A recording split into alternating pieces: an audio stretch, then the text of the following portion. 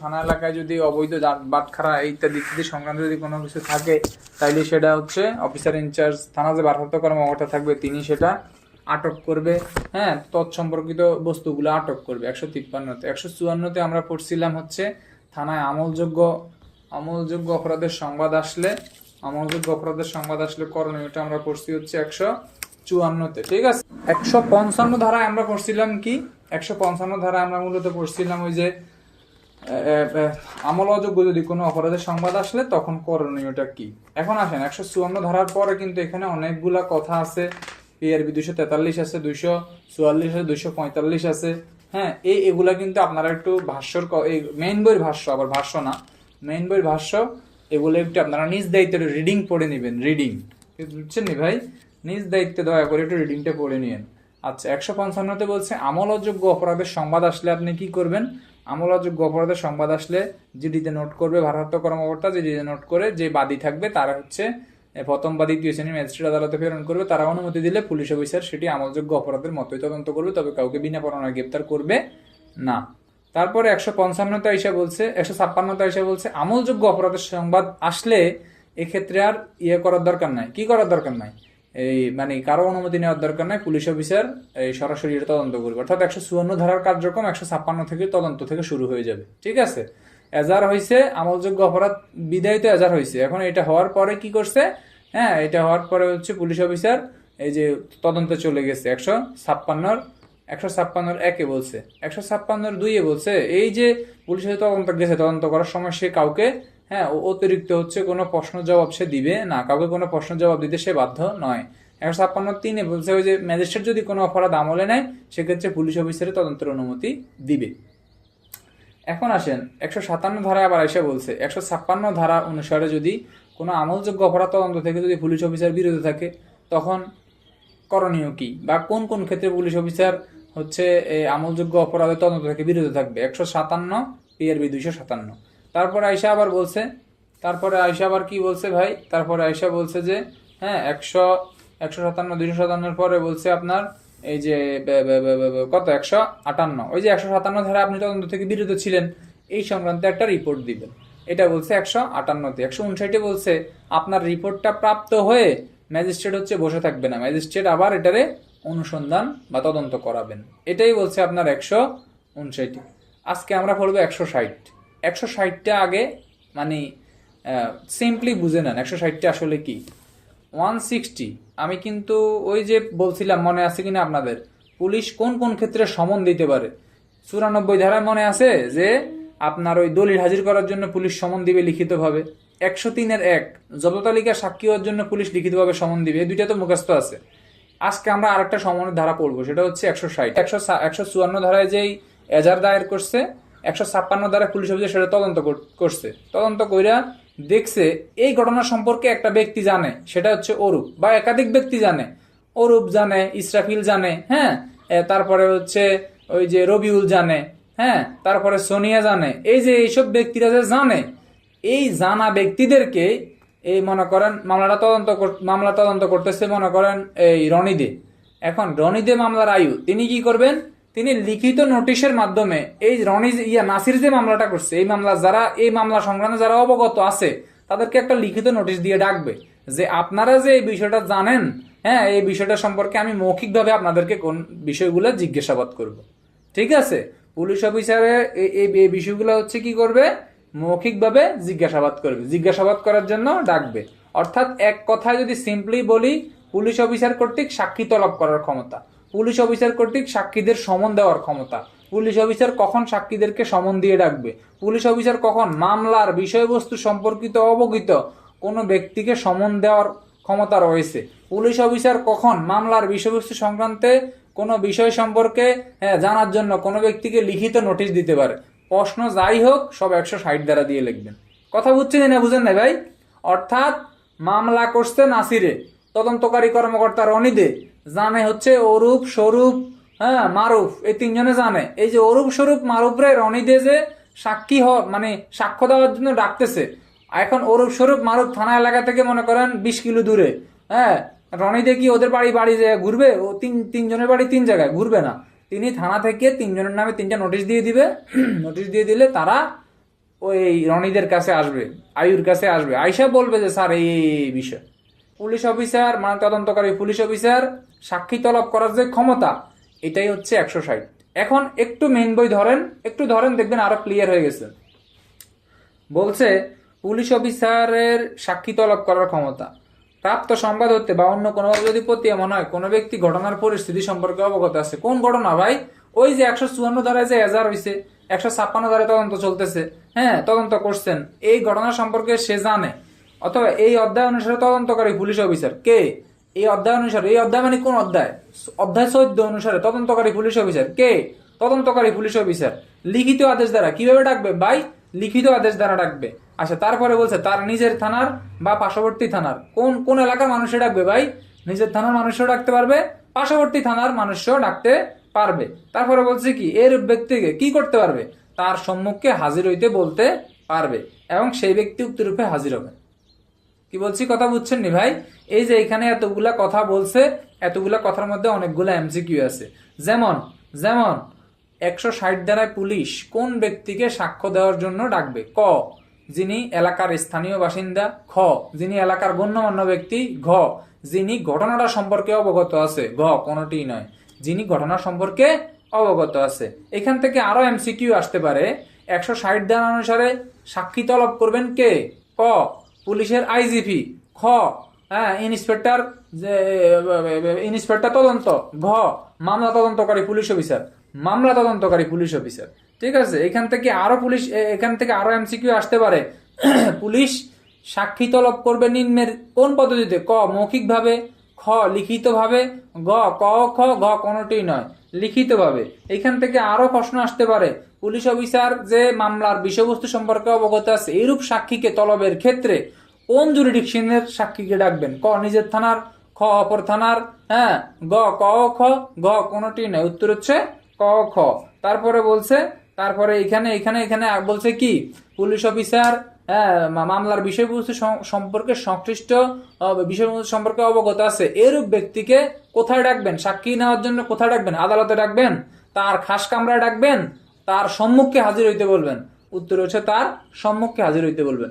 এখন যদি আপনি মেইন বই পড়া না থাকে ভাই, দেখবেন আপনার কাছে পুরো সব মানে ওই ধোঁয়াশা লাগতেছে, ধোঁয়াশা। ঠিক আছে ভাই, এখন এই ছিল আমাদের 160 ধারা। 160 ধারা থেকে প্রশ্ন একটাই আসতে পারে, পুলিশ অফিসার কর্তৃক সাক্ষী তলবের ক্ষমতা লিখুন, অথবা পুলিশ অফিসার কখন সাক্ষীকে সমন দিয়ে ডাকতে পারে। তাইলে যদি সাক্ষীকে সমন দিয়ে ডাকতে পারে তাইলে সরাসরি 160 ধারা দিবেন আপনি। ঠিক আছে, অথবা এই ধারা থেকে ওই মেইন যে প্রশ্নটা বিভাগীয় পদোন্নতি পরীক্ষায় আসে, যে পুলিশ কখন মামলার দলিলাদি বস্তু হাজির করার জন্য, হ্যাঁ, অথবা সাক্ষী ডাকার জন্য বা সাক্ষী নেওয়ার জন্য বা সাক্ষী হওয়ার জন্য সমন দিতে পারে। একবারে ভেঙে দিছি।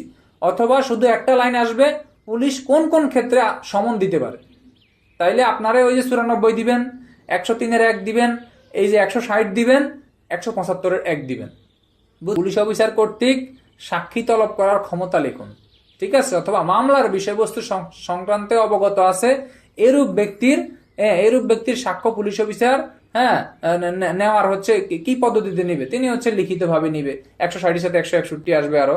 যাই হোক, এখন প্রশ্ন আসলে এখান থেকে এভাবে আসতে পারে। সাথে কি দেওয়ার পরে আমরা কি ওই 94 ধারাটা কি অ্যাড করতে পারবো? না না না না, যদি বলে পুলিশ অফিসারের সাক্ষী তলবের ক্ষমতা নিরূপণ করুন, তাহলে 160 দিয়ে লিখবেন। যদি বলে পুলিশ অফিসার কোন কোন ক্ষেত্রে সমন দিবে, তাহলে 94, তাহলে 94 দিবেন, 103-এর 1 দিবেন, 160 দিবেন, 175-এর 1 দিবেন।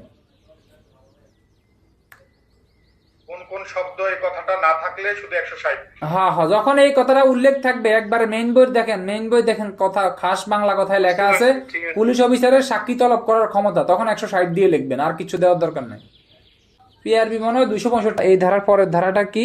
এটা হচ্ছে পুলিশ কর্তৃক সাক্ষীদের সাক্ষ্য গ্রহণ। এখন আপনি কি করলেন ঠান্ডা মাথায় বুঝেন, আপনি হচ্ছেন মামলার তদন্তকারী পুলিশ অফিসার, আপনি ডাকলেন হচ্ছে রবিউলকে, সাজুকে, হ্যাঁ ইত্যাদি ইত্যাদি ব্যক্তি দিয়ে 160 আপনি সাক্ষী হওয়ার জন্য ডাকলেন। এই যে সাক্ষী হওয়ার জন্য যে ভাই আপনি ডাকছেন, ডাকার পরে আপনি কিভাবে সাক্ষ্য নেবেন, এটার পদ্ধতিটা বলছে 160-এ। আপনার সামনে যদি কেউ হাজির হয়, আপনি তার কাছ থেকে হচ্ছে মৌখিকভাবে আপনি সাক্ষ্যটা নেবেন। এখন এখানে আরো বলছে কার সামনে, রবি মনে করেন রনিদের সামনে হচ্ছে রবিউল আইসা হাজির হয়েছে, হাজির হওয়ার পরে রনিদের রবিউলের সব প্রশ্ন করছে, রবিউল সব প্রশ্নের উত্তর দিবে, তবে ওই সকল প্রশ্নের উত্তর রবিউল দিবে না, যেই সকল প্রশ্নের উত্তর দিতে গেলে রবিউল নিজেই অপরাধে জড়িত হয়ে যাচ্ছে দেখা যাচ্ছে। মানে এমন এমন প্রশ্ন রনিদে করতেছে, কমপ্লিকেটেড প্রশ্ন, যেই প্রশ্নের উত্তর দিতে গিয়ে রবিউল নিজেই ফৌজদারি অপরাধে অভিযুক্ত হইতে পারে অথবা দণ্ডিত হইতে পারে, এরকম কোনো শঙ্কা আছে, রবিউল কি করবে, এই ধরনের প্রশ্নের উত্তর দিবে না। মামলার তদন্তকারী পুলিশ অফিসার রনিদে ডাকছে, রবিউলে ডাকছে, অরুফরে ডাকছে, তারপরে সোনিয়ারে ডাকছে, মেহেদিরে ডাকছে, এদেরকে যে ডাকছে প্রত্যেকে জবানবন্দি কিন্তু আলাদা আলাদা নিবে, কথা মনে বুঝেন নাই, অর্থাৎ রবিউলেরটা আলাদা নিবে, সোনিয়ারটা আলাদা নিবে, তারপরে অরুফেরটা আলাদা নিবে, রনিদে প্রত্যেকের জবানবন্দিগুলো কিন্তু আলাদা আলাদা নেবে, কারোটা হচ্ছে কারোটার সাথে মিলাইয়া, মানে আমাদের প্রত্যেকের জবানবন্দি এই মনে করেন 60 জন আসছি তো 60 জনে এক পৃষ্ঠা দিয়ে দিব, এই ধরনের হচ্ছে জবানবন্দি নিবে না।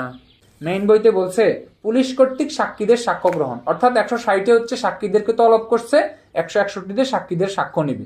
এখন এইখানে বলছে তদন্ত পরিচালনাকারী পুলিশ অফিসার কে, পুলিশ কর্তৃক সাক্ষীদের সাক্ষ্য গ্রহণ করবে কে, তদন্ত এমসিকিউ, তদন্ত পরিচালনাকারী পুলিশ অফিসার অথবা সরকারের সাধারণ বা বিশেষ আদেশ দ্বারা এই সম্পর্কে নির্ধারিত পদে নিম্ন পদস্থ নহেন এরূপ পুলিশ অফিসার। তাহলে কে, দুইজন ব্যক্তি নিবে, পুলিশ কর্তৃক সাক্ষীদের সাক্ষ্য গ্রহণ করবে কে, তদন্তকারী পুলিশ অফিসার অথবা সরকার কর্তৃক নিযুক্ত নিম্ন পদস্থ কোনো পদের নয় এমন পুলিশ অফিসার। এই দুজনের হচ্ছে ব্যক্তির কথা বলছে। আরো বলছে দেখেন, বলছে যে মৌখিকভাবে ঘটনার পরিস্থিতির সহিত পরিচিত বলে অনুমিত ব্যক্তির সাক্ষ্য গ্রহণ করতে হয়, অর্থাৎ মৌখিকভাবে ঘটনাটা যে আচ্ছা ভাই রনি ডাইকে বলতেছে রবিউল ভাই আচ্ছা বলেন তো কি ঘটনাটা কি ঘটছে বলেন তো, তখন রবিউল ভাই বলবে যে স্যার এই বিষয় আমি দেখছি, আমি দেখছি যে ইসরাফিলেই হচ্ছে সাকুটা পকেট থেকে বাইর করছে, তারপর হচ্ছে সাকু বাইর করে ইয়ারে বলছে, জসিমরে বলছে যা আছে সব বাইর করে দাও, তখন জসিম যা আছে সব বাইর করে দিচ্ছে। তাই একটা জাপড়াপড়ি একটা পর্যায়ে ইসরাফিল হচ্ছে জসিমরে কি করছে, জসিমরে একটা সাকু দিয়ে একটা ইয়া দিছে, আঘাত করছে, এটা আমি দেখছি স্যার। এখন এই কথাটা বলছে কে, রবিউল। অ্যাট দ্য সেম ওয়েতে ওরুফও বলছে, তারপরে সোনিয়াও বলছে, এই যে আলাদা আলাদা প্রত্যেকের সাক্ষ্য নিবে, এই কথাগুলো একটু সামনে আসবে দেখেন। তারপরে বলছে এই যে ঘটনা সম্পর্কে উক্ত পুলিশ অফিসারের নিকট সকল প্রশ্ন জবাব দিতে বাধ্য, তাহলে পুলিশ অফিসার যদি কোনো সাক্ষীরে হচ্ছে সাক্ষ্য দানের জন্য ডাকে, তাহলে সে সকল প্রশ্নের উত্তর দিতে কি বাধ্য। এখন এইখানে আরো বলছে তবে যে সকল প্রশ্নের জবাব তাকে হচ্ছে ফৌজদারির অভিযোগ এমসিকিউ কি হইলে সে জবাব দিবে না, ফৌজদারি অভিযোগ মানে কোনো ফৌজদারি মামলা তারা জড়াইতে পারে, অথবা সে দণ্ডিত হইতে পারে, অথবা তার সম্পত্তি বাজেয়াপ্ত হইতে পারে, এই সকল প্রশ্ন জবাব দিতে সে কি বাধ্য থাকবে না। এই কথাটাই আপনার 161(2) যে ধারাগুলা থাকবে, মনে করেন 46-এর 1, 2, 3, তারপরে মনে করেন 42-এর ক খ, 57-এর হচ্ছে 1, 2, 3, 59-এর হচ্ছে 1, 2, 3, তারপরে 102-এর 1, 2, 3, 103-এর 1, 2, 3, 4, 5। এই যে এক্ষেত্রে আপনি যদি মেইন ধারাটা আপনার মনে থাকে আর নিচের পয়েন্টগুলো যদি আপনার পয়েন্ট সূচিয়া করাও মনে রাখতে পারেন, যদিও অনেক কথা বলছে, আমরা অনেক কথা আনবো না, শুধু মেইন কথাটা। যেমন 161-এ বলছে পুলিশ অফিসারের কাছে যদি পুলিশ অফিসার হচ্ছে সাক্ষীদের হচ্ছে মৌখিকভাবে সাক্ষ্য গ্রহণ করবেন, এটা হচ্ছে বেসিক পয়েন্ট। 162 আবার আইসা বলছে পুলিশ অফিসারদের সাক্ষীদের সাক্ষ্য গ্রহণ করবে, পুলিশ অফিসারের নিকট সাক্ষ্য সকল প্রশ্নের জবাব দিবে, তবে যে সকল প্রশ্নের জবাব দিলে সাক্ষী নিজেই দণ্ডিত হইতে পারে এই ধরনের প্রশ্নের জবাব দিবে না। লাস্টে কথাটা বলছে আমি একটু আগে বলে দিছি, বলছে অনেক কথা বলছে, কোনো বিবৃতি দেওয়া হলে তিনি লিপিবদ্ধ করবেন, এবং তিনি যদি এরূপ করেন তাহলে তিনি যেই সকল ব্যক্তির বিবৃতি লিপিবদ্ধ করতেছেন তাদের প্রত্যেকের বিবৃতি পৃথক হবে, অর্থাৎ প্রত্যেকের বিবৃতি হচ্ছে আলাদা ভাবে কি করবেন, আলাদা ভাবে লিপিবদ্ধ। এখন হচ্ছে 160 আর 161। 160-এ বলছে হচ্ছে পুলিশ অফিসার সাক্ষী তলব করবে, 161-তে বলছে পুলিশ অফিসার সাক্ষীদের সাক্ষ্য গ্রহণ করবে। এটা গেল 160 এবং কি পদ্ধতিতে গ্রহণ করবে। তাহলে এখান থেকে বাংলা প্রশ্ন আসবে কিভাবে, পুলিশ অফিসার কর্তৃক সাক্ষীদের সাক্ষ্য গ্রহণের পদ্ধতি লিখুন। ঠিক আছে, পুলিশ অফিসার কর্তৃক কি পদ্ধতিতে সাক্ষীদের সাক্ষ্য গ্রহণ করা হয়। তাহলে 160, 161, সামনে আরো ধারা আসবে আমরা দিব। এখন 162তে সোজাসুজি চলে যান, কোনো কথা নাই।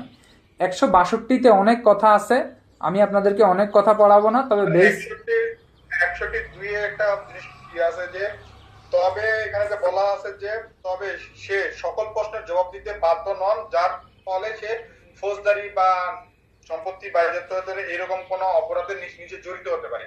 মানে এজ এ আমি পুলিশ অফিসার হিসেবে যখন আমি প্রশ্ন করব তাকে, আমি কিভাবে বুঝবো যে সে ওটার সাথেই জড়িত আছে এই জন্য প্রশ্নের উত্তরটা দিচ্ছে না? আচ্ছা, আপনি বুঝেন নাই, খাঁটি বাংলা কথা আপনি বুঝেন না, আপনার জন্য আবার বলি। এক জায়গায় একটা ঘটনা ঘটছে, ওই ঘটনা সম্পর্কে আপনি জানেন, আপনি অবগত আছেন, হ্যাঁ, আপনারা ডাকছে।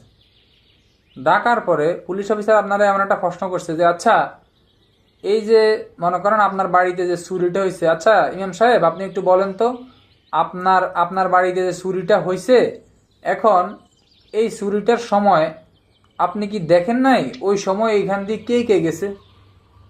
কথা বুঝেন? ওই সময় এখান দিয়ে কোন কোন ব্যক্তি গেছে আপনি কি দেখছেন?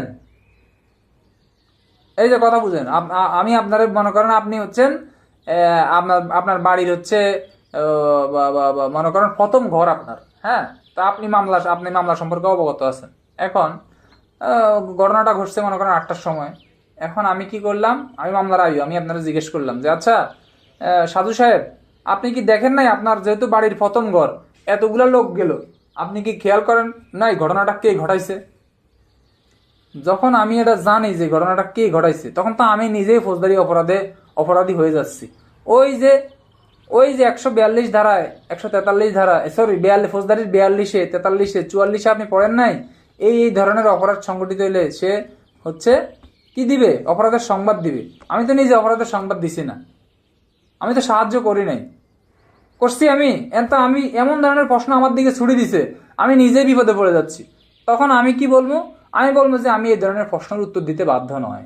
এখন আরো একবারে ক্লিন কনসেপ্ট একটা কথা বলি। এখন এইখানে আদালতে কিন্তু এই ধরনের প্রশ্ন করে, এই মনে করেন এটা একটা গ্লাস, এটা কি একটা গ্লাস, এই গ্লাসে কিন্তু হাফ গ্লাস পানি আছে, হাফ গ্লাস, কথা বুঝেন, হাফ গ্লাস পানি আছে। এখন আমারে উকিলে জিজ্ঞেস করতেছে কতদূর পানি আছে, আমি কিন্তু উত্তর দিলে বিপদে পড়বো, আমি উত্তর দেওয়া মাত্র আমি বিপদে পড়ে যাবো। তখন আমি ওই উকিলকে কি বলবো? আমি বলবো আমি আপনার এই ধরনের প্রশ্নের উত্তর দিতে বাধ্য নই। অর্থাৎ এই যে গ্লাসে হাফ গ্লাস পানি আছে, এখন যদি আমি বলি যে গ্লাসে তো হাফ গ্লাস পানি আছে, উকিল আমাকে বলবে হাফ গ্লাস তো খালি ছিল, আপনি সেটা কেন দেখেন নাই? তখন আমি বিপদে পড়ি কিনা বলেন? এখন আমি যদি বলি যে আচ্ছা এখানে তো হাফ গ্লাস খালি, তাহলে সে বলবো এখানে তো হাফ গ্লাস পানি আছে, আপনি সেটা দেখেন নাই। কারণ মানে আমি উভয় সংকটে আছি, বুঝছেন?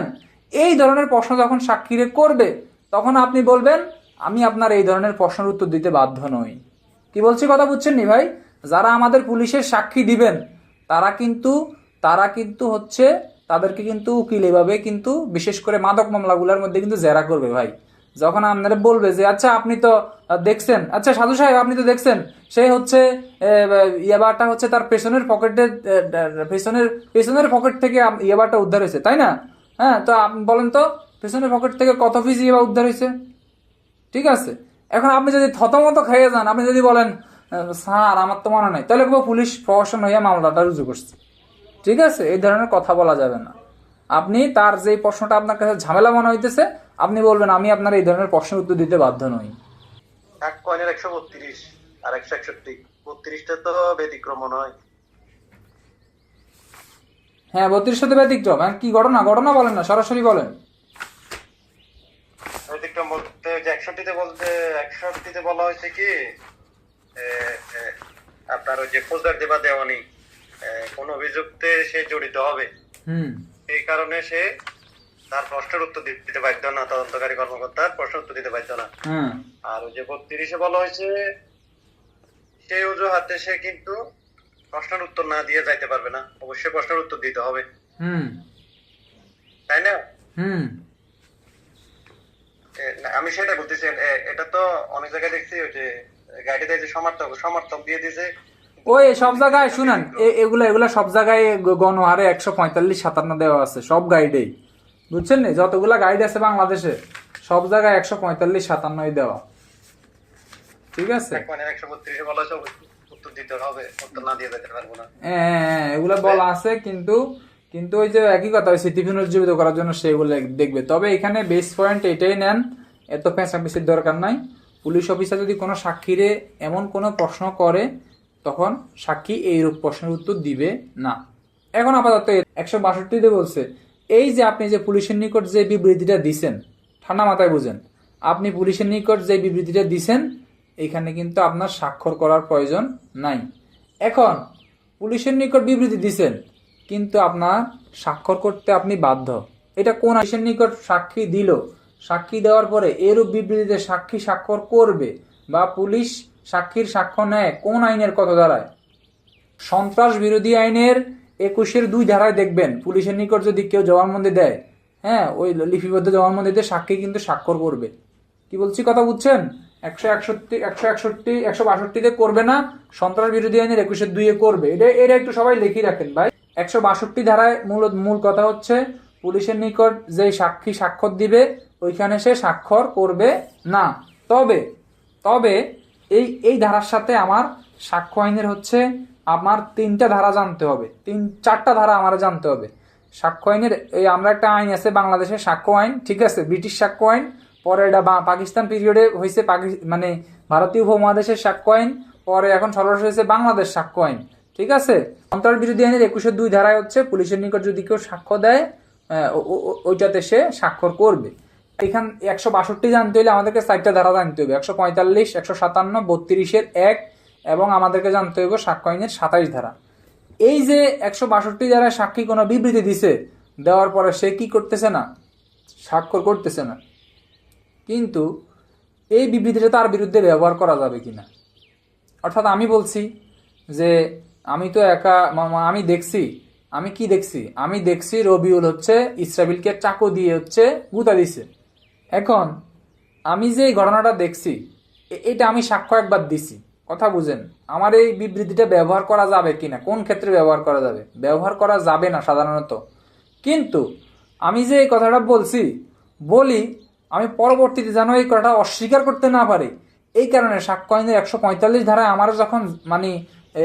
আমার যখন বিরুদ্ধ পক্ষ আমার যখন জেরা করবে, হ্যাঁ, আমার যখন বলবে, আচ্ছা আপনি তো দেখছেন, হ্যাঁ, যে আপনি তো ইতিপূর্বে বলছেন যে হচ্ছে আপনি কি করছেন, আপনি অমুককে হচ্ছে চাকু দিয়ে গুঁতা দিছেন, হ্যাঁ, আমি দেখছেন অমুকের চাকু দিয়ে গুঁতা দিছে, বলেন তো কিভাবে গুঁতাটা দিছে? এই যে বিরুদ্ধ পক্ষ আমার জিজ্ঞাসাবাদ করতেছে, কথা বুঝেন, বিরুদ্ধ পক্ষ যে আমার জেরা করতেছে, এই যে জেরার বিষয়টা, এইটার ক্ষেত্রে কিন্তু বিবৃতিটা ব্যবহার করা যাবে।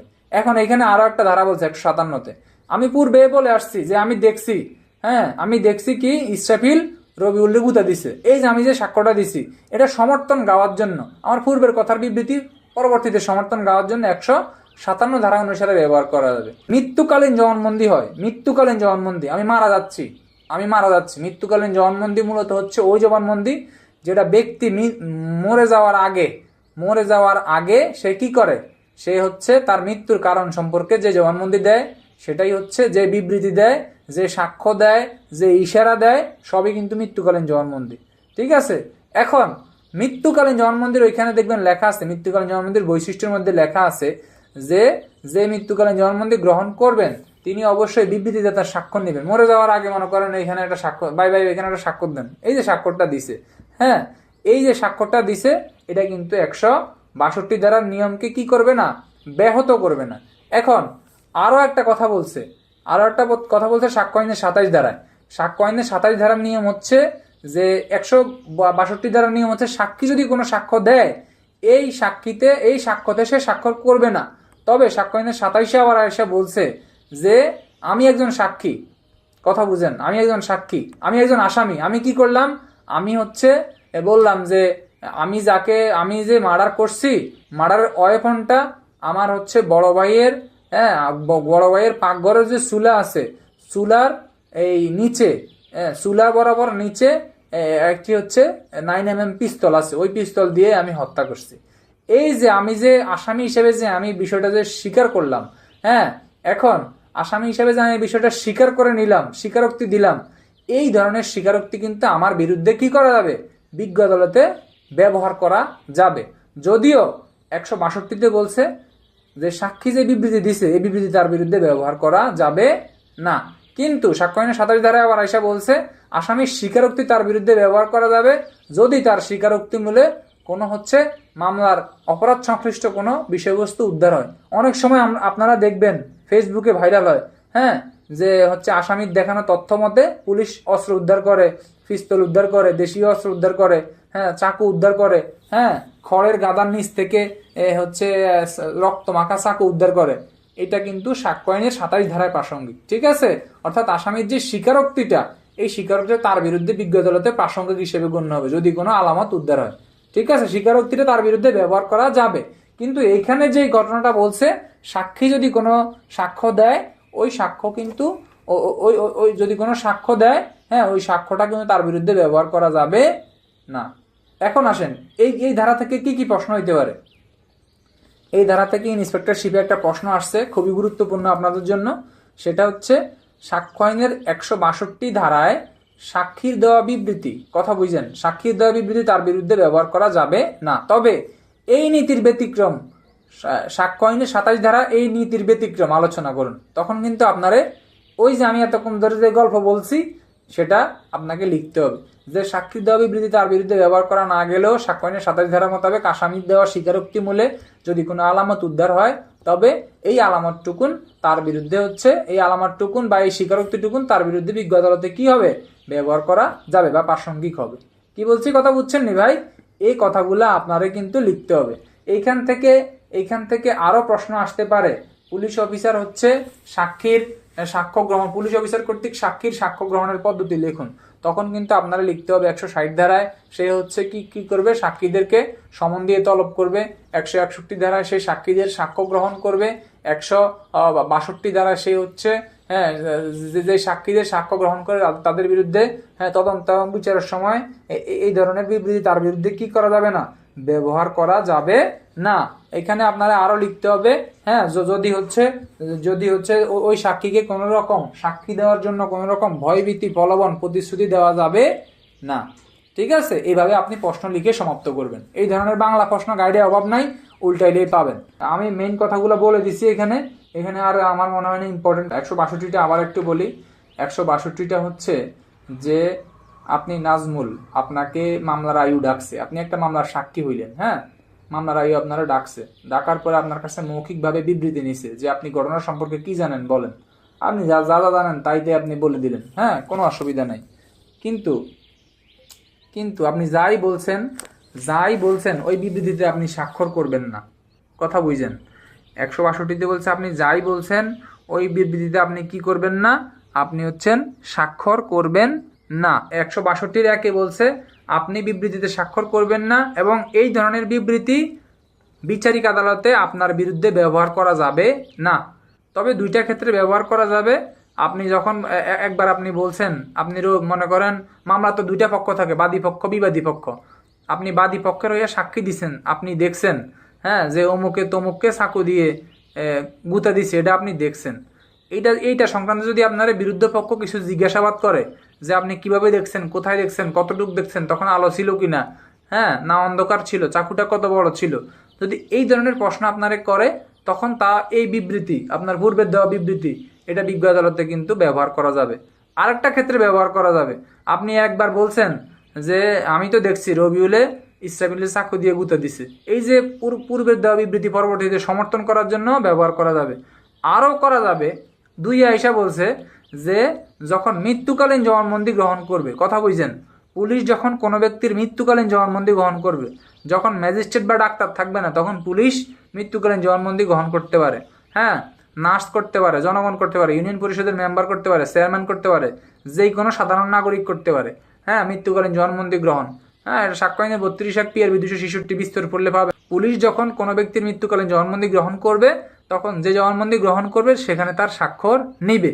এইখানে আরো বলা আছে 162-তে, এই যে 162 বলছে আপনি সাক্ষীর বিবৃতি তার বিরুদ্ধে ব্যবহার করবেন না। তবে সাক্ষ্য আইনের 27 ধারা অনুসারে যখন সাক্ষ্য আইনের 27 ধারা অনুসারে আসামি যখন কোনো বিবৃতি দিবে, ওই বিবৃতি দিলে মানে স্বীকারোক্তি দিলে, স্বীকারোক্তিমূলক যদি কোনো বস্তু উদ্ধার হয়, তখন ওই বিবৃতিটা তার ওই স্বীকারোক্তিটা তার বিরুদ্ধে ব্যবহার করা যাবে। ঠিক। এখন আপনি সিম্পলি এতটুকু মনে রাখেন যে পুলিশের নিকট বিবৃতি দিলে সে বিবৃতিতে হচ্ছে সাক্ষী স্বাক্ষর করবে না। ঠিক আছে, এইখানে আপনি আরেকটু মনে রাখেন, পুলিশের নিকট কোনো বিবৃতি দিলে, হ্যাঁ, সাক্ষী কোনো বিবৃতি দিলে এই বিবৃতি তার বিরুদ্ধে ব্যবহার করা যাবে না। তবে শর্ত থাকে 145, 157 সাক্ষ্য আইনের, হ্যাঁ, সেগুলা ব্যবহার করা যাবে। শেষ, আর এত পেঁচামেচির দরকার নেই। আসেন এখন 163 ধারায় বলছে, সিম্পলি বুঝেন, আপনি নাজমুল, আপনার মামলা তদন্তকারী পুলিশ অফিসার হচ্ছে কে? ইসরাফিল, মামলার আইয়ু আপনারা ডাকছে, নাজমুল সাহেব আপনি একটু আসেন, নাজমুল সাহেব। এখন আপনি গেলেন, আপনি যাওয়ার পরে আপনারে ইসরাফিল সাহেব ভয় দেখাবে না, আপনারে প্রলোভন দিবে না, প্রতিশ্রুতি দিবে না, আপনাকে বলবে না যে তুমি যদি সাক্ষী দাও তাহলে কিন্তু তোমার বাদীপক্ষ কি ডিসিং করে দিবে, যেটা আমার বাংলা সিনেমার মধ্যে ডিপ জলে, হ্যাঁ, কে সাক্ষী দিব, সাক্ষীর ঘরবাড়ি ফুরাই দেয়, সাক্ষী ভয়ে আর কিছু বলে না। ঠিক আছে, এই যে ভয়ভীতি দেখায় দেয়, প্রলোভন দেয়, প্রতিশ্রুতি দেয়, এগুলা কিন্তু দেওয়া যাবে না। হ্যাঁ, এখন মামলার আয়ুর কাছে আপনি গেছেন, মামলার আয়ু কিন্তু ওই যে মহানগর ট্যুর মধ্যে কিন্তু সে বলে, হ্যাঁ, মহানগর ট্যুর মধ্যে কিন্তু মহানগর ওয়ানে কিন্তু ইয়া বলে, মোশাররফ করিম বলে যে একজনের এক নাগরিক স্বপনন্দিত হয়ে সাক্ষী দিতে গেছে, তখন হচ্ছে কি হয়েছে, তখন তারা যায় বলছে যে দেখেন বিষয়টা আপনি আবার একটু ভাইবা দেখেন, এটা করে টেবিলের উপরে একটা ভাবে দেওয়ার পরে সে বলতেছে না না না আমি কিছু জানি না। বুঝছেন, এই যে সাক্ষীর যে ভয়ভীতি, প্রলোভন, প্রতিশ্রুতি, এই ধরনের কোনো কিছু দেওয়া যাবে না। এটা কিন্তু সাক্ষীর ক্ষেত্রে। আর সাক্ষ্য আইনের 24 ধারায় এখানে কিন্তু একটা কথা বলা আছে, সাক্ষ্য আইনের 24 ধারায় যখন আসামি স্বীকারোক্তি দিবে, আসামি দোষ স্বীকার করবে, তখন আসামিরাও কিন্তু কি দেওয়া যাবে না, ভয়ভীতি, প্রলোভন, প্রতিশ্রুতি দেওয়া যাবে না, সে স্বেচ্ছায় স্বীকার করবে। ঠিক আছে, তারে কোনরূপ ভয়ভীতি, প্রলোভন, প্রতিশ্রুতি দেওয়া যাবে না। এখানে 163 বলছে কি কোনো প্রলোভন দেখানো যাবে না। আরো বলছে পুলিশ অফিসার অথবা কর্তৃত্ব সম্পন্ন অন্য ব্যক্তি 1872 সালের সাক্ষ্য আইনের 24 ধারায় বর্ণিত কোনো ধরনের প্রলোভন, হুমকি বা প্রতিশ্রুতি দিবেন না বা দেওয়া হবে। ওটা একই কথা, সাক্ষীকে কোনো ধরনের ভয়ভীতি, প্রলোভন, প্রতিশ্রুতি দিবেন না। হ্যাঁ, সে তার মতো করেই ঘটনাটা আপনার কাছে বলবে।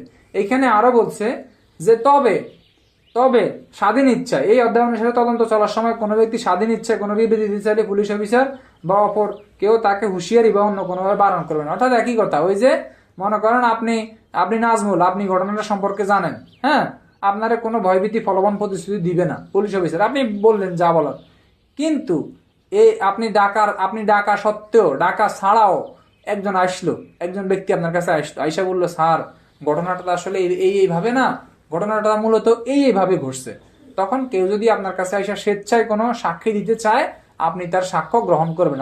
আপনি বলতে পারবেন না ধর মিয়া তুমি কই থেকে আইছো, এই ধরনের কোনো কথা বলা যাবে না, আপনি তার সাক্ষ্য গ্রহণ করবেন। এটাই হচ্ছে 163। তাহলে 160 কি বলছে? 160 বলছে যে পুলিশ অফিসার কর্তৃক সাক্ষীদের লিখিত আকারে সমন দিয়ে ডাকবে। 161 বলছে সাক্ষীদের সাক্ষ্য গ্রহণ করার পদ্ধতি। 162 বলছে যে সাক্ষীদের নিকট যে বিবৃতি নিবেন, সাক্ষ্য নিবেন, ওই সাক্ষ্যতে সাক্ষী স্বাক্ষর করবে না। 163 এসে বলছে সাক্ষী যখন সাক্ষ্য দিবে তখন তাকে কোনরূপ ভয়ভীতি, প্রলোভন, প্রতিশ্রুতি দেখানো যাবে না। 163। 164 বলছে কততে? 164 মানে বহুল আলোচিত 164। 164 হচ্ছে কি? 164 হচ্ছে মামলার ঘটনা সম্পর্কে যেই ব্যক্তি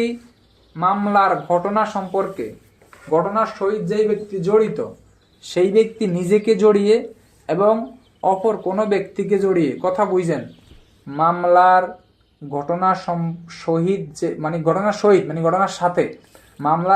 সাথে যেই ব্যক্তি জড়িত, সেই ব্যক্তি, মামলার ঘটনায় যেই ব্যক্তি অভিযুক্ত, সেই ব্যক্তি নিজেকে জড়িয়ে অথবা সহযোগী অন্য আসামিদেরকে জড়িয়ে ম্যাজিস্ট্রেটের নিকট যে বিবৃতি দিবে, হ্যাঁ, সেটাই হচ্ছে স্বীকারোক্তি, সাক্ষ্য আইনের 24 থেকে 30। তবে এই স্বীকারোক্তি ম্যাজিস্ট্রেট গ্রহণ করবে হচ্ছে 164 ধারার ক্ষমতা বলে, এবং এই স্বীকারোক্তি গ্রহণের নিয়ম অনুসরণ করবে 364-এ। আমার কথাটা আবার একটু মনোযোগ দেন ভাই। ম্যাজিস্ট্রেট, আমি আবারও বলি ঠান্ডা মাথায় বুঝেন, কোনো মামলায় অভিযুক্ত কোনো ব্যক্তি নিজেকে জড়িয়ে অথবা সহযোগী অন্য অপরাধীদেরকে জড়িয়ে ম্যাজিস্ট্রেটের নিকট যে দোষ স্বীকারোক্তিমূলক এই বিবৃতি দিবে সেটা হচ্ছে স্বীকারোক্তি, সাক্ষ্যায়নের 24 থেকে 30। এই যে দোষ স্বীকারোক্তিটা ম্যাজিস্ট্রেট গ্রহণ করবে, লিপিবদ্ধ করবে, যেই ধারার ক্ষমতা বলে সেটা হচ্ছে 164।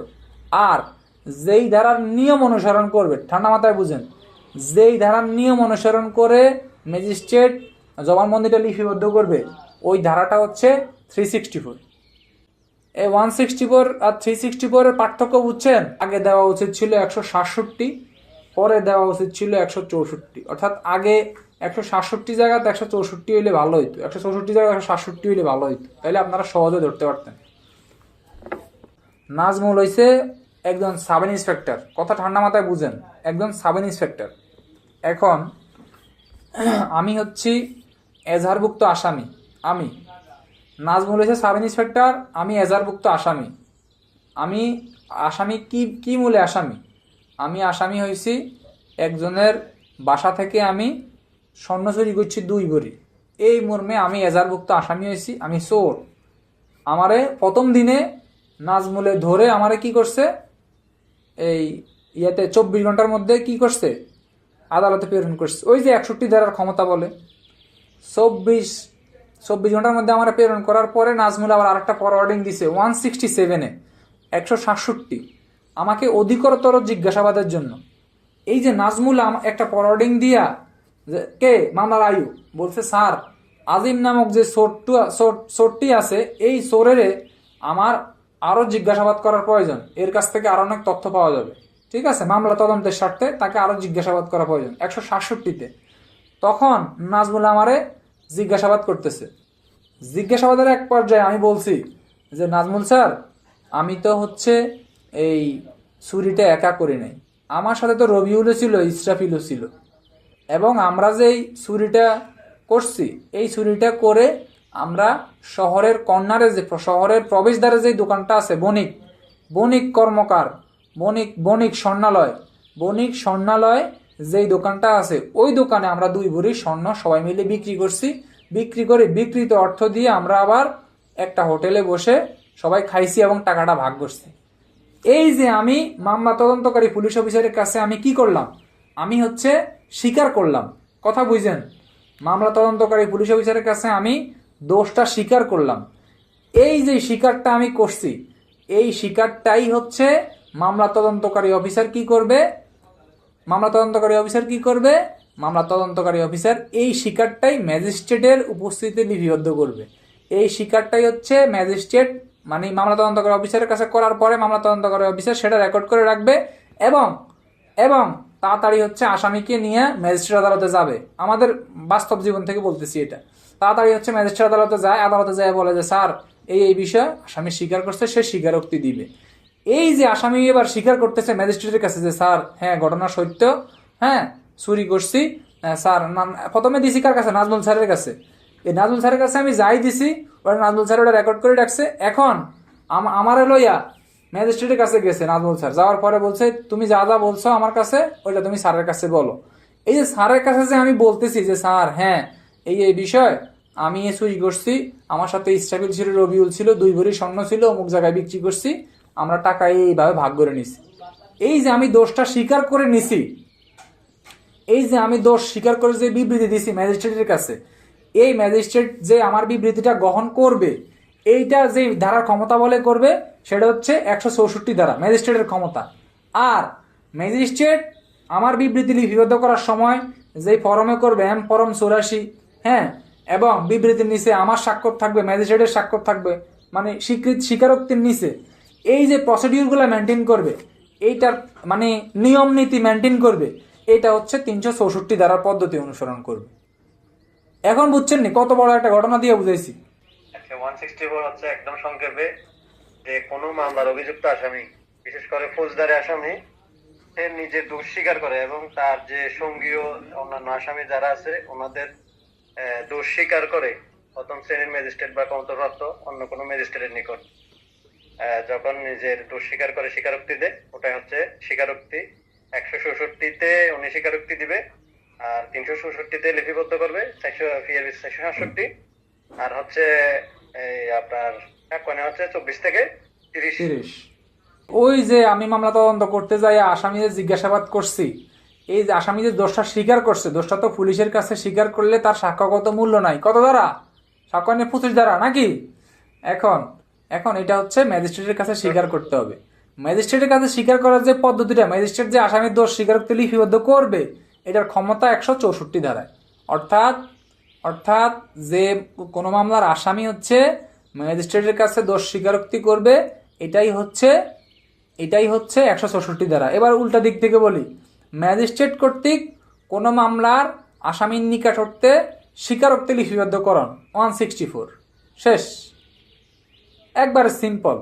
মেট্রোপলিটন ম্যাজিস্ট্রেট, প্রথম শ্রেণী ম্যাজিস্ট্রেট, দ্বিতীয় শ্রেণী ম্যাজিস্ট্রেট তদন্তের সময় পরিবর্তন অনুসন্ধান বিচার শুরু হওয়ার পূর্বে যে কোনো সময় যে বিবৃতি বা দোষ স্বীকারোক্তি লিপিবদ্ধ করে এই 164 ধারায়। আর 364 ধারায় বলা আছে যে দোষ স্বীকার করবে, যে ভাষায় দোষ স্বীকার করবে, আদালত যেভাবে গ্রহণ করবে, ওই 364 ধারায় সেভাবে ওই আদালত লিপিবদ্ধ করবে। যে প্রথম শ্রেণীর ম্যাজিস্ট্রেট সরকার কর্তৃক ক্ষমতাপ্রাপ্ত দ্বিতীয় শ্রেণীর ম্যাজিস্ট্রেট বিচার শুরুর পূর্বে আসামির স্বীকারোক্তি জবানবন্দি লিপিবদ্ধ করতে পারে। তারপরে আবার বলা আছে যে জবানবন্দিটি 364 ধারার নিয়ম অনুসারে লিপিবদ্ধ করবেন, আসামিকে পড়ে শোনাবেন, পরবর্তীতে জবানবন্দিটি বিচারাধীন ম্যাজিস্ট্রেট আদালতে প্রেরণ করবেন। তারপরে আরো বলা আছে স্বীকারোক্তি নেওয়ার পূর্বে ম্যাজিস্ট্রেট আসামিকে বলবেন আসামি স্বীকারোক্তি করতে বাধ্য নয়। আসামির কাছ থেকে স্বীকারোক্তি নেওয়ার আগে তারা 3 ঘন্টা সময় দিবেন এবং তাকে বলবেন স্বীকারোক্তি তার বিরুদ্ধে ব্যবহার হইতে পারে, তাকে সচেতন করবেন আর কি। এবং ম্যাজিস্ট্রেটের নিকট যতক্ষণ মনে হবে না যে সে স্বেচ্ছায় স্বীকারোক্তি দিচ্ছে না, ততক্ষণ পর্যন্ত সে স্বীকারোক্তি লিপিবদ্ধ করবে না। 164, 364, সাক্ষ্য আইনের 26, 67 এর রনিদা বলছে। তারপরে আরো বলছে স্বীকারোক্তি হচ্ছে দুইভাবে নেওয়া যায়, যদি বিচারের পূর্বে নেয়, অর্থাৎ বিচারটা এখনো শুরু হয় নাই, তদন্ত চলতেছে অপরাধের, এই মুহূর্তে যদি কেউ ম্যাজিস্ট্রেটের কাছে স্বীকারোক্তি দেয় তাহলে সেটা 164। আর যদি বিচারের সময় নেয়, তদন্ত শেষ, চার্জশিট বা ফাইনাল রিপোর্ট দিয়ে দিছে, এখন অপরাধের বিচার হইতেছে, তাইলে হচ্ছে 364 ধারা ধরে আর কি। তবে সব সময়ের জন্য মনে রাখবেন 164 ধারা যে জবানবন্দিটা নেয় সেটা হচ্ছে 164 ধারায় যে স্বীকারোক্তিটা দেয় সেটা 364 ধারার পদ্ধতি অনুসরণ করে দেয়। বিচারাধীন কোনো আসামির হচ্ছে আপনি চিফ জুডিশিয়াল না, এটা ভাষ্যের মধ্যে লেখা আছে, দেখবেন। ঠিক আছে, এখন আসেন এখন এইখানে অনেকগুলা কথা বলছে। প্রথম কথা বলছে দোষ স্বীকারোক্তি কাকে বলে। দেখেন 164 এখানে একটা ব্যাখ্যা আছে। 164 ধারাটা একটু পড়েন, একটু পড়লে বুঝবেন। বলছে মেট্রোপলিটন ম্যাজিস্ট্রেট এমসিকিউ 164 ধারা কে জবানবন্দি স্বীকারোক্তি লিপিবদ্ধ করবে। মেট্রোপলিটন ম্যাজিস্ট্রেট, প্রথম শ্রেণীর ম্যাজিস্ট্রেট, সরকার কর্তৃক ক্ষমতাপ্রাপ্ত দ্বিতীয় শ্রেণীর ম্যাজিস্ট্রেট। তাহলে কখন করবে? তদন্তের সময় অথবা অনুসন্ধান বা বিচার শুরু হওয়ার পূর্বে যে কোনো সময়। কয়টা সময়? তদন্তের সময়, অনুসন্ধান বা বিচার শুরু হওয়ার পূর্বে যে কোনো সময়। ঠিক আছে, আচ্ছা। তারপরে এখানে দ্বিতীয় প্যারার মধ্যে দেখেন লেখা আছে 3 নাম্বার লাইনে, এরূপ স্বীকারোক্তি 364 ধারার বর্ণিত পদ্ধতিতে লিপিবদ্ধ ও স্বাক্ষরিত হবে। এখন এখান থেকে এমসিকিউ, স্বীকারোক্তিতে স্বাক্ষর করবেন নিম্নের কে? ক আসামি, খ ম্যাজিস্ট্রেট, ক খ কোনটি নয়। উত্তর হচ্ছে ক খ। স্বীকারোক্তিতে ম্যাজিস্ট্রেটও স্বাক্ষর করবে, আসামিও স্বাক্ষর করবে। ঠিক আছে, এই কথার কিন্তু শেষ অংশে একটা কথা লেখা আছে, স্বীকারোক্তি লিপিবদ্ধ করার পূর্বে ম্যাজিস্ট্রেট স্বীকারোক্তিকারীকে বুঝাবেন তিনি স্বীকারোক্তি করতে বাধ্য নয়। আরো বলছে তার বিরুদ্ধে এই যে আপনি স্বীকারোক্তিটা দিচ্ছেন এটা কিন্তু আপনার বিরুদ্ধে ব্যবহার হবে। এই কথাগুলা, এবং আরো বলবে আপনি কি স্বেচ্ছায় স্বীকারোক্তি দিচ্ছেন নাকি কারো প্রলোভন দ্বারা দিচ্ছেন, এই কথাগুলা কিন্তু ম্যাজিস্ট্রেট তাকে বলবে। এখন এখানে 164 হচ্ছে ব্যাখ্যা একটা কথা লেখা আছে মেইন বইতে। দেখেন লেখা আছে যে ম্যাজিস্ট্রেট স্বীকারোক্তি বা বিবৃতি গ্রহণ বা লিপিবদ্ধ করেন তার সংশ্লিষ্ট মামলায় অধিক্ষেত্র সম্পন্ন ম্যাজিস্ট্রেট হওয়ার প্রয়োজন নাই। কি বলছি কথা বুঝছেন নি? যে ম্যাজিস্ট্রেট বিবৃতি লিপিবদ্ধ করবে তারে হচ্ছে সংশ্লিষ্ট মামলায়, তাকে হচ্ছে সংশ্লিষ্ট মামলায় কি হওয়ার দরকার নাই ভাই, সংশ্লিষ্ট ম্যাজিস্ট্রেট হওয়ার দরকার নাই। যে কোনো ম্যাজিস্ট্রেটে কি করতে পারবে? স্বীকারোক্তি লিপিবদ্ধ করতে পারবে। এগুলো একটু দয়া করে একটু মেইন বই ধরে আবার একটু পড়বেন, দেখবেন আপনাদের কাছে সহজ লাগবে। আমরা আজকে পড়ছি হচ্ছে ফৌজদারি কার্যবিধি আইন অধ্যায় 14। অধ্যায় 14 শুরু হয়েছে 154-তে, বলছে আমলযোগ্য অপরাধের সংবাদ আসলে এজাহার দায়ের করবে বাদী। হ্যাঁ, তারপরে 155-তে বলছে আমল অযোগ্য অপরাধের সংবাদ আসলে ভারপ্রাপ্ত কর্মকর্তার কি কি করণীয়। 155-1-এ বলছে আমল অযোগ্য অপরাধের সংবাদ আসলে ভারপ্রাপ্ত কর্মকর্তা চিঠিতে লিপিবদ্ধ করবেন। 156-2-এ বলছে এইরূপ অপরাধ তিনি প্রথম বা দ্বিতীয় শ্রেণী ম্যাজিস্ট্রেটের অনুমতি ব্যতীত তদন্ত করবেন না। 155-2, 155-3-এ বলছে এই ধরনের অপরাধ যখন অনুমতি পাবে, অনুমতি প্রাপ্ত হয়ে তিনি কি করবেন, তিনি তদন্ত করবেন, তবে কাউকে বিনা পরোয়ানায় গ্রেপ্তার করবেন না। 155 ধারায় আবার আইসা বলছে 156 ধারায় আবার আইসা বলছে আমলযোগ্য অপরাধের সংবাদ পেলে কি করবেন। 156-1-এ বলছে আমলযোগ্য অপরাধ সংবাদ পেলে তিনি হচ্ছে কারো অনুমতি নেওয়ার প্রয়োজন নাই, তিনি অপরাধটি তদন্ত করবেন। 156-1-এ বলছে। 156-2-এ বলছে কততে? 156-2-এ বলছে যে আমলযোগ্য অপরাধের সংবাদ যে সে প্রাপ্ত হয়ে তদন্ত করতে গেল, সে কারো কোনো প্রশ্নের উত্তর দিতে বাধ্য নয়। 156-3-এ বলছে যে নালিশি মামলা করলে, পুলিশের কাছে কোনো মামলা না করে যদি ম্যাজিস্ট্রেটের কাছে কোনো মামলা করে, তাহলে এই সকল মামলার ক্ষেত্রে পুলিশকে তদন্তের নির্দেশ দিবে 156-3-এ। 157-তে বলছে 156 ধারা অনুসারে যদি কোনো অপরাধ তদন্ত করতে পুলিশ অফিসার যায়, পুলিশ অফিসারের কাছে সেটা যদি সন্দেহযুক্ত হয়, তাহলে পুলিশ অফিসার কি করবে? পুলিশ অফিসার তদন্ত থেকে বিরত থাকবে।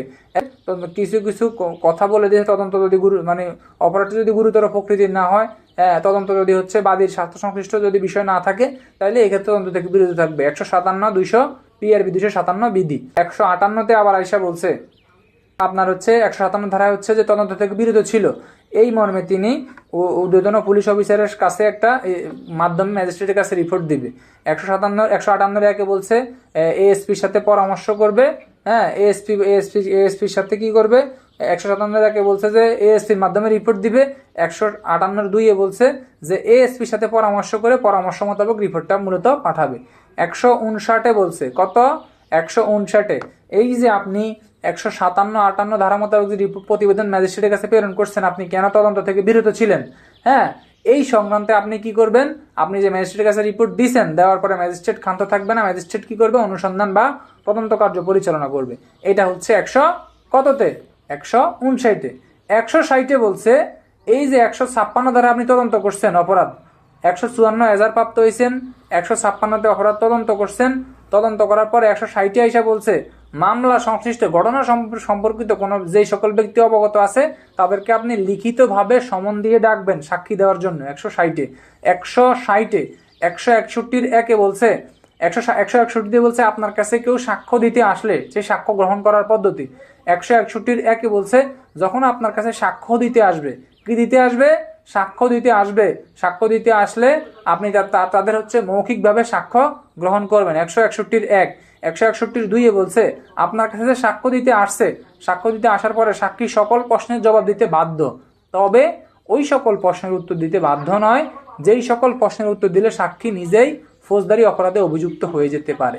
162 161-2 161-3-এ বলছে 161-3-এ বলছে যে যদি একাধিক ব্যক্তি হয়, কয়জন যদি সাক্ষী যদি একাধিক হয়, তাহলে মামলার আয়ু হিসেবে আপনি একাধিক ব্যক্তির সাক্ষী একাধিকভাবে আপনি লিপিবদ্ধ করবেন। কি বলছি কথা বুঝছেন নি ভাই? একাধিকভাবে লিপিবদ্ধ করবেন, ঠিক আছে? এটা বলছে 161-3-এ। 161-3-এর পরে 161 পরে 162-তে বলছে পুলিশের নিকট যে জবানবন্দিটা দিবে, এই জবানবন্দিটা দেওয়ার পরে আপনার হচ্ছে এই সাক্ষীটা পুলিশ হচ্ছে বিচারিক আদালতে বিচারের সময় আপনার বিরুদ্ধে ব্যবহার করা যাবে না। 161-1-এ 161-1-এ আরো শর্ত দিয়ে বলছে সাক্ষ্য আইনের 145 ধারা মোতাবেক যখন বিরুদ্ধ পক্ষ, আপনি বাদী পক্ষ হয়ে সাক্ষী দিচ্ছেন, বিরুদ্ধ পক্ষ তো একটা আছে, বিরুদ্ধ পক্ষ যখন আপনাকে জেরা করবে যে আপনি যে বলছেন কি বলছেন না বলছেন এগুলো সম্পর্কে যখন আপনাকে জেরা করবে, তখন এই ধরনের সাক্ষ্য আপনার বিরুদ্ধে ব্যবহার করতে পারবে। আবার সেই মতে বাদী পক্ষ সমর্থন করার জন্য আপনি পূর্বে কি বলছেন, পরবর্তীতে কি বলছেন, এটা সমর্থন করার জন্য 157 অনুসারে এই সাক্ষ্যটা বিচারিক আদালতে আপনার বিরুদ্ধে ব্যবহার করা যাবে। এটা ছিল হচ্ছে 162। 162 বলছে তবে মৃত্যুকালীন জবানবন্দিতে পুলিশ হচ্ছে সাক্ষীদের স্বাক্ষর মানে যে বিবৃতি দিবে বিবৃতিতে তার স্বাক্ষর গ্রহণ করবে।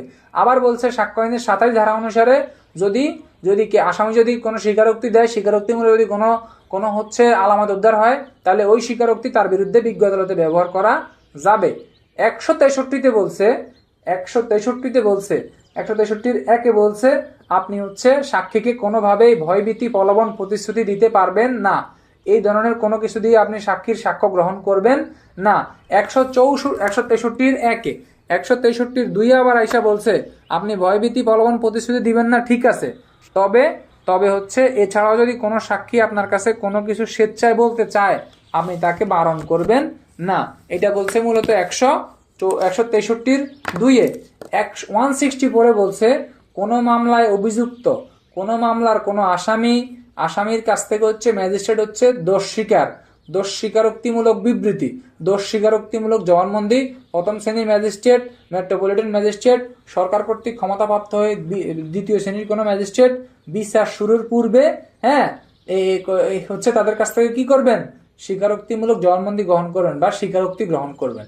এই কথাগুলাই আমার এইখানে কততে বলছে হচ্ছে 164 বলছে এই যে লিপিবদ্ধ করবেন সেক্ষেত্রে 364 ধারা ফলো করতে হবে, 364 ধারা ফলো করতে হবে। বলা আছে যে ম্যাজিস্ট্রেট হচ্ছে আসামিকে বলবে যে আপনি যে স্বীকারোক্তি দিচ্ছেন এটা কিন্তু আপনি দিতে বাধ্য নয়, এবং তাকে দেওয়ার পূর্বে 3 ঘন্টা সময় দিবে। তাকে হচ্ছে কি করবে, তাকে বলবে আপনি হচ্ছেন যে স্বীকারোক্তি দিচ্ছেন এটা কিন্তু আপনার বিরুদ্ধে বিজ্ঞ আদালতে ব্যবহার হতে পারে। কি বলছে কথা বুঝছেন? এই ছিল আমাদের আজকের আলোচ্য বিষয়। তবে এখানে কিছু বিষয় আছে, দেখেন একটু চোখ বুলাবেন আপনারা যে দোষ স্বীকারোক্তি বলতে কি বোঝায়। ভাষ্যের মধ্যে মেইন বইয়ের ভাষ্যের মধ্যে লেখা আছে একটা পয়েন্ট, দোষ স্বীকারোক্তি বলতে কি বোঝায় রিডিং পড়বেন। তারপরে বলা আছে কোন পর্যায়ে স্বীকারোক্তি রেকর্ড হবে, ঠিক আছে, কিভাবে রেকর্ড করবেন এগুলো সব এখানে দেওয়া আছে। তারপরে বলছে যে কে রেকর্ড করবেন, ওই যে কোন ম্যাজিস্ট্রেট রেকর্ড করবেন। তারপরে বলছে কোথায় রেকর্ড করবেন, ঠিক আছে। তারপরে বলছে স্বীকারোক্তি পূর্ব পুলিশের কার্যক্রম, এখানে একটা ইম্পর্টেন্ট কথা লেখা আছে, স্বীকারোক্তি লিপিবদ্ধকারী কর্মকর্তা অতঃপর স্বীকারোক্তিকারী ব্যক্তিকে একজন ম্যাজিস্ট্রেটের কাছে পাঠাইতে হবে যাতে বিচার বিভাগীয় পদ্ধতি লিপিবদ্ধ হইতে পারে। অর্থাৎ আপনি মামলার আইও আপনার কাছে বলছে সাধু সাহেব স্যার আমি তো এইভাবে সই করছি, আপনি যাই লিখছেন সেই লেখার কোনো ভ্যালু নাই, আপনি তাড়াতাড়ি তাকে ম্যাজিস্ট্রেটের কাছে নিয়ে যাবেন, ম্যাজিস্ট্রেট তার স্বীকারোক্তিটা লিপিবদ্ধ করবে।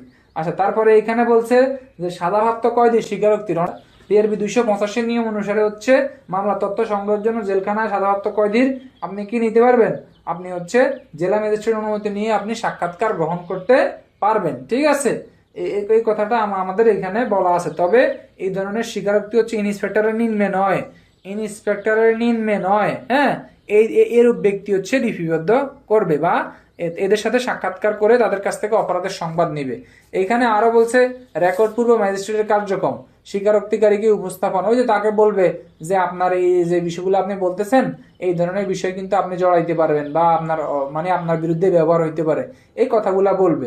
তারপরে বলছে তাকে স্বীকারোক্তিকারীকে হ্যান্ডকাপ অবমুক্ত করুন, তাকে যখন নিয়ে আসবেন তখন তাকে হ্যান্ডকাপ অবমুক্ত করবেন, হ্যাঁ। তারপরে বলছে পুলিশ অন্য কাউকে থাকতে দেওয়া যাবে না, যখন স্বীকারোক্তি ম্যাজিস্ট্রেটের কাছে কোনো আসামি স্বীকারোক্তি করবে তখন পুলিশ সহ কোনো ব্যক্তিকে ওইখানে রাখা যাবে না। তারপরে আবার আইসা বলছে পুলিশ রিপোর্ট দেখা যাবে না, ম্যাজিস্ট্রেট স্বীকারোক্তি করার আগে পুলিশের নিকট সে যাই বলছে এই ধরনের কোনো কিছু ম্যাজিস্ট্রেট দেখতে পারবে না। তারপরে বলছে ওই যে ভয়ভীতি প্রলোভন প্রতিশ্রুতি দেওয়া যাবে না, বিআরবি 283 আঘাত সম্পর্কে জিজ্ঞাসা, অর্থাৎ পুলিশের নিকট আপনি জিজ্ঞাসাবাদ 167 দ্বারা জিজ্ঞাসাবাদ করার পরে আপনি তাকে কি ম্যাজিস্ট্রেটের কাছে নিয়ে গেলেন, ম্যাজিস্ট্রেট কি করবে, ম্যাজিস্ট্রেট তাকে জিজ্ঞেস করবে তুমি যে পুলিশ হেফাজতে ছিলা, পুলিশে তোমার বিভিন্ন সম্পর্কে জিজ্ঞাসাবাদ করছে, বিষয় সম্পর্কে জিজ্ঞাসাবাদ করছে, তুমি কি করছো নাকি, হ্যাঁ, তুমি কি ওই যে তোমার কি আঘাত করছে নাকি, তুমি বলবে যে তখন ও যদি বলে যে আঘাত করছে তখন আবার পেনাল কোডের 330-31 ধারা মোতাবেক হচ্ছে আসামি পুলিশ অফিসারের বিরুদ্ধে কিন্তু ব্যবস্থা নেওয়া যাবে, পুলিশ আইনের 29-7। এখন এইখানে আরো বলছে, এইখানে আর কি আছে, এইখানে মূলত বিআরবি 283 কথা বিস্তীর্ণভাবে আলোচনা করা আছে। তবে সতর্কীকরণ একটা কথা আছে যে ম্যাজিস্ট্রেট আসামিকে স্বীকারোক্তি করার পূর্বে 6টা প্রশ্ন করবেন, এমসিকিউ, হ্যাঁ, কি প্রশ্ন করবেন, আপনি পুলিশ হেফাজতে কয়দিন ছিলেন ইত্যাদি ইত্যাদি, বা এগুলো সব ম্যাজিস্ট্রেটের কাজ, তারপরে জাস্ট একটু এমসিকিউ আকারে পড়ে নেবেন, রিডিং পড়লেই হবে, আর কিচ্ছু করা লাগবে না। হ্যাঁ, যেটা বেস পয়েন্ট, যেটা মূল পয়েন্ট, সেটা আমি বলে দিছি আপনাদেরকে। হ্যাঁ, তাকে আসামিকে স্বীকারোক্তি করার আগে চিন্তা করার জন্য কয় ঘন্টা সময় দিবে? 3 ঘন্টা সময় দিবে। এমসিকিউ স্বীকারোক্তিমূলক সত্য কি নিশ্চিত, এগুলা নিশ্চিত করবেন। তারপরে রেকর্ড করা অথবা নাকচ করা, এগুলো ম্যাজিস্ট্রেট দেখবেন। স্বীকারোক্তি ওই যে এম পরম 84-তে করা হবে। তারপরে বলছে শপথ করানো যাবে না। এমসিকিউ স্বীকারোক্তি কিন্তু শপথ গ্রহণপূর্বক করানো যাবে না। ওই যে বলে না, যাহা বলিব সত্য বলিব, ওই যে বাংলা সিনেমায় বলে না, এই ধরনের শপথ গ্রহণ করানো যাবে না। আচ্ছা, তারপরে স্বীকারোক্তি কিভাবে লিপিবদ্ধ করা হবে? এখানে নাসির যদি বলে যে আমি কি একলাই মারিছি ভে, আমার সাথে সাজু ছিল ভে, এই যে আঞ্চলিক ভাষার কথাটা বলছে, হ্যাঁ, এই ভাষায় কিন্তু আপনারে লিপিবদ্ধ করতে হবে। সে যদি নোয়াখালী ভাষায় বলে যে আই কি একলা মারছি নি, আল্লাহকে তো রবিউলও ছিল, এই যে কথাটা সে বলছে, হ্যাঁ, এই কথাই কিন্তু লিপিবদ্ধ করতে হবে। এমসিকিউ ওইটা কিন্তু আপনি শুদ্ধ ভাষায় লিপিবদ্ধ করতে পারবেন না, তাহলে কিন্তু স্বীকারোক্তিটি বাতিল বলে গণ্য হবে। আচ্ছা, রেকর্ড করানোর পদ্ধতি এই কথাগুলোই বলা আছে। স্বাক্ষর প্রদান, আসামি এবং ম্যাজিস্ট্রেট স্বীকারোক্তিতে উভয় স্বাক্ষর করবে। তারপরে বলছে আসামি যদি স্বাক্ষর করতে অস্বীকার করে পেনাল কোড 180 ধারা দণ্ডিত হবে। ঠিক আছে। তারপরে হচ্ছে আসামিকে জেলখানায় প্রেরণ। আসামিকে বলতে হবে তুমি স্বীকার বাই করো আর না করো, তোমার আর পুলিশের কাছে দিব না, তোমার জুডিশিয়াল হেফাজতে মানে তোমার হাজতখানায় প্রেরণ করবো। ঠিক আছে। এখন এখানে আরো বলছে রিকটাকটেক, ওই যে প্রত্যাহত স্বীকারোক্তি রেকর্ড করার পর তা প্রত্যাহারের আবেদন আসতে পারে, তবে হ্যাঁ আইনত তাহা কি করার নাই, প্রত্যাহারের উপায় নাই। প্রত্যাহত হইলে তা সাক্ষ্য হিসেবে গ্রহণ করা যাবে যদি তা সত্য ও স্বেচ্ছামূলক হয়। অর্থাৎ যদি প্রত্যাহারের সর্বোচ্চ নিয়ম থাকে, তাহলে হাইকোর্টের নির্দেশে সেটা ওই যে যদি আপনি বিরুদ্ধ পক্ষ আপনাদের জেরা করে, আপনি কিন্তু বলতে বাধ্য থাকবেন আপনি পূর্বে কি বলছেন, এটাই বলছে আর কি। যাই হোক, এখানে আর ইম্পর্টেন্ট তেমন কিছু নাই। পিআরবি 283 পুরো তুলে দিছে, পিআরবি 283টা একটু দেখবেন। এই